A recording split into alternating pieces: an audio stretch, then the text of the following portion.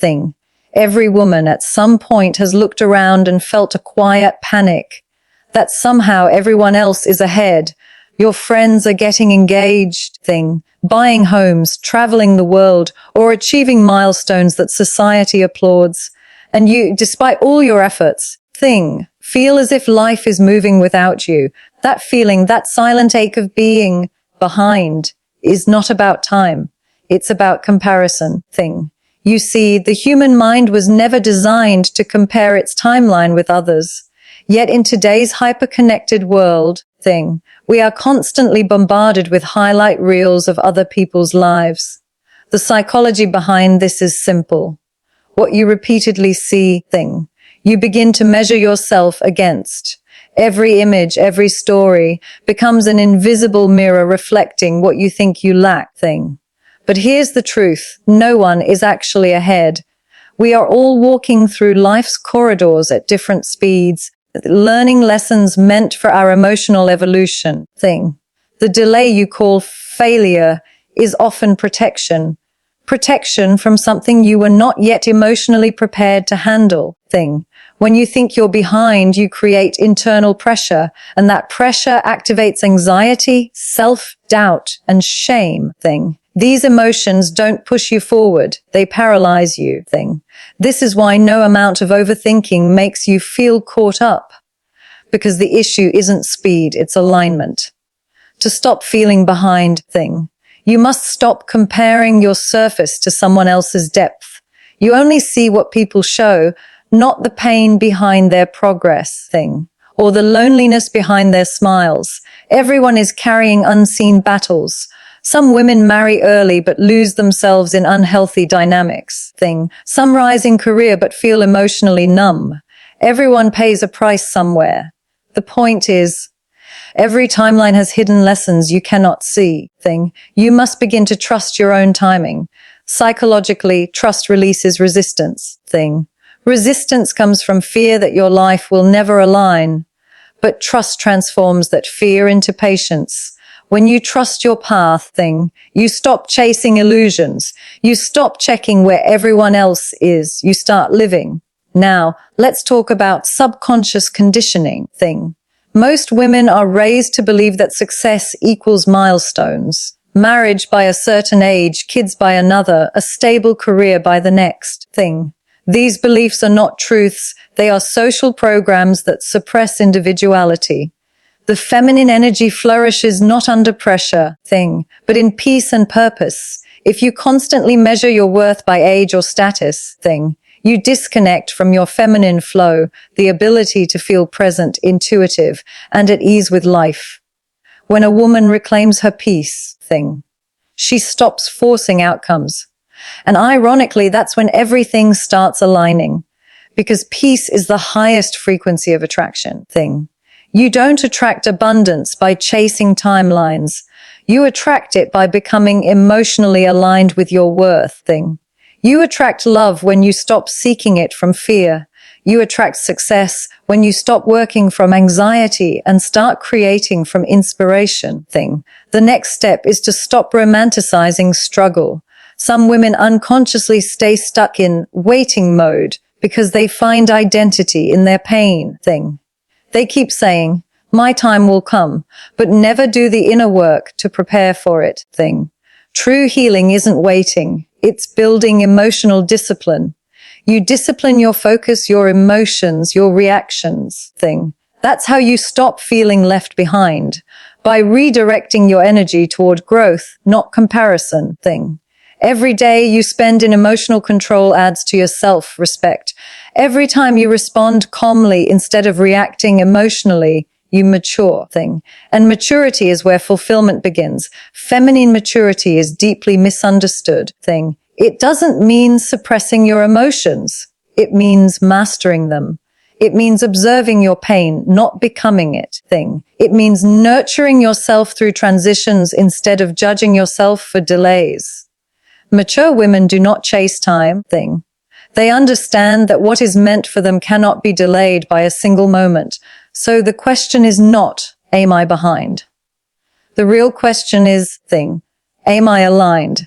Because once you are aligned, mentally, emotionally, and spiritually.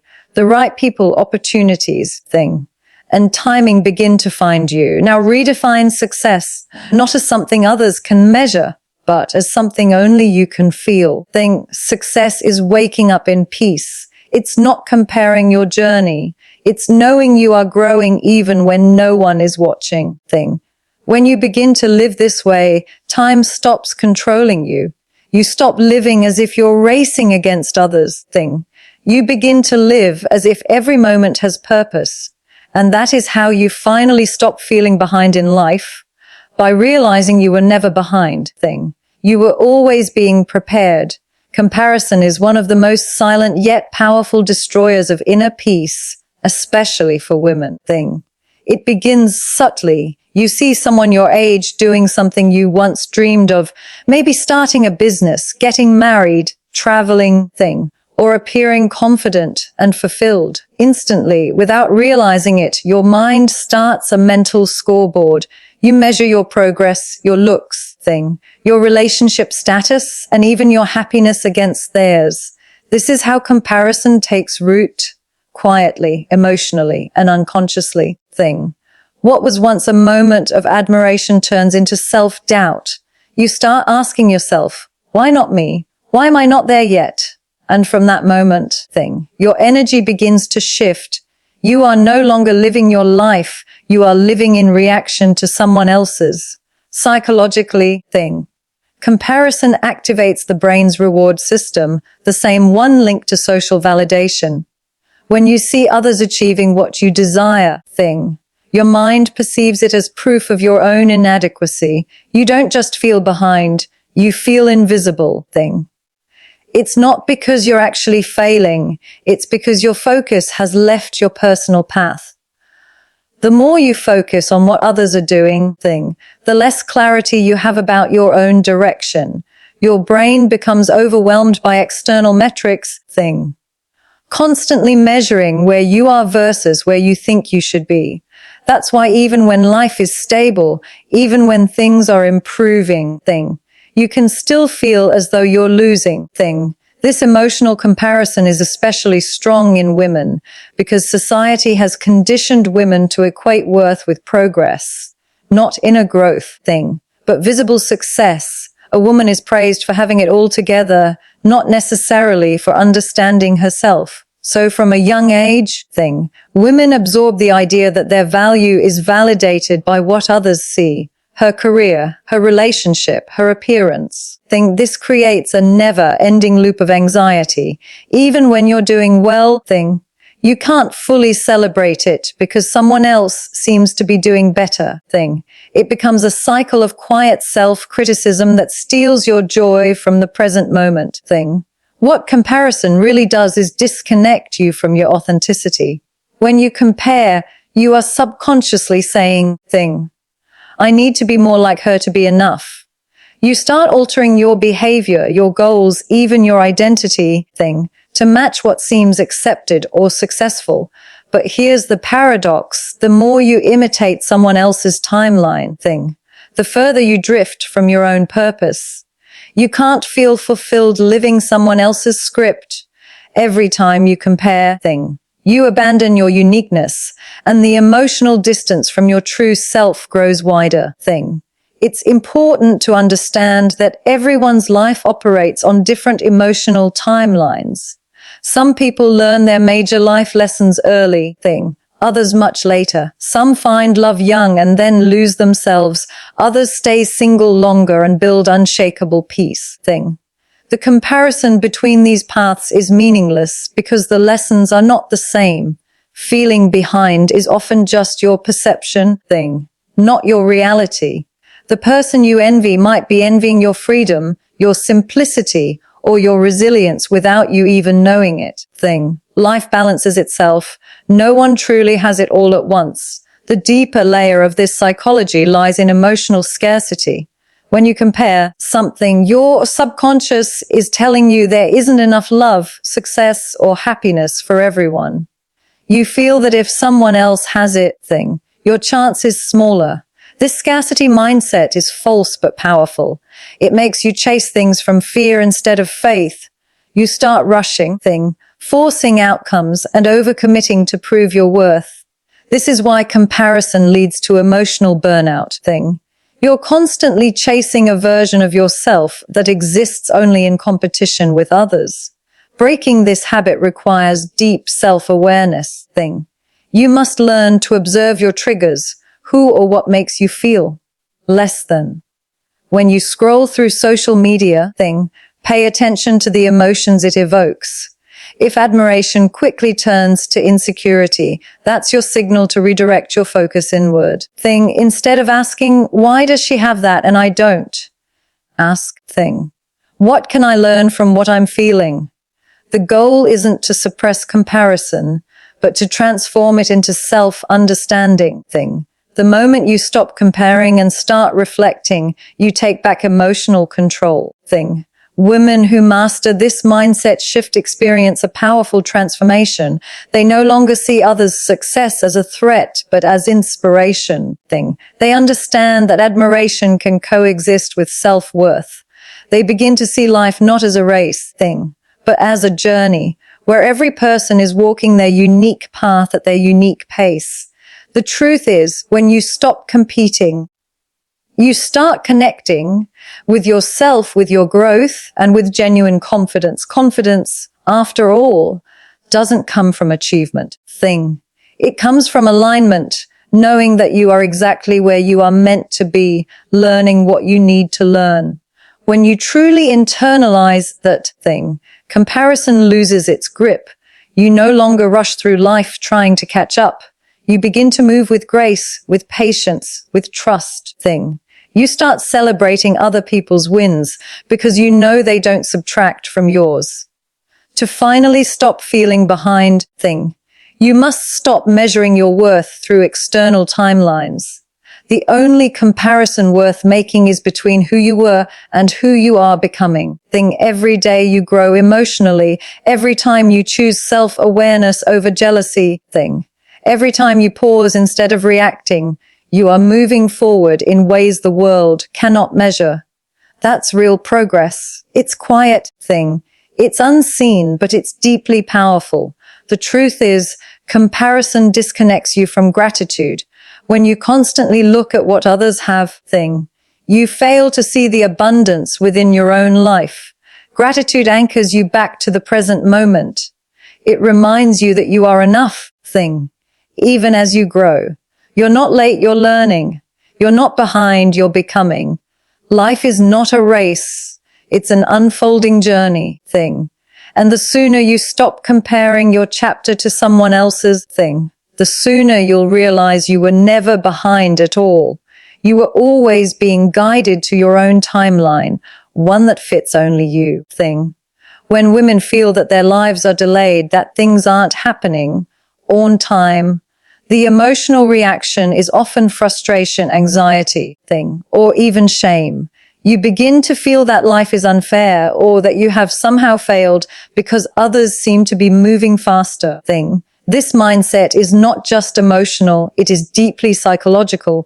It stems from how the human brain interprets progress and reward thing. When progress appears delayed, the mind registers it as a threat to self-worth.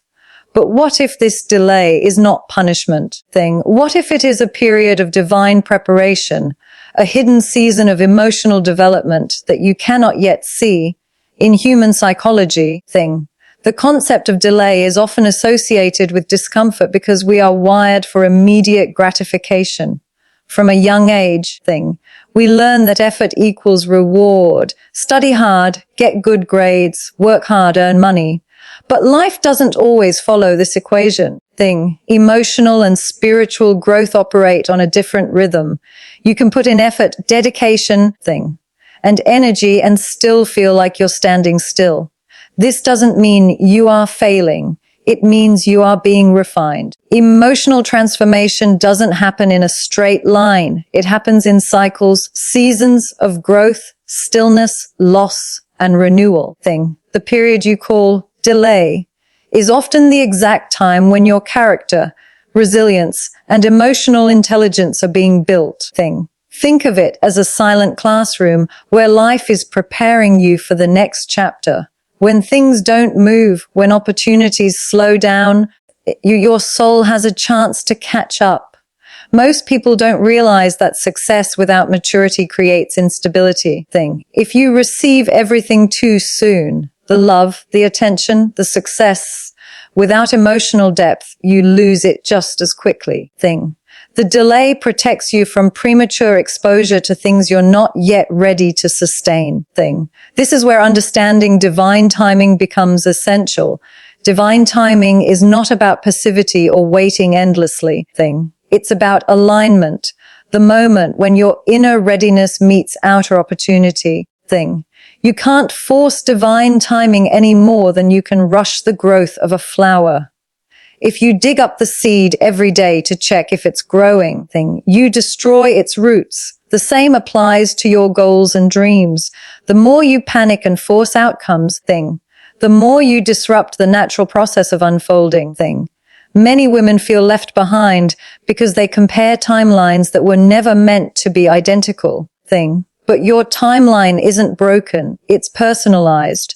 When you see others progressing, instead of asking, why not me?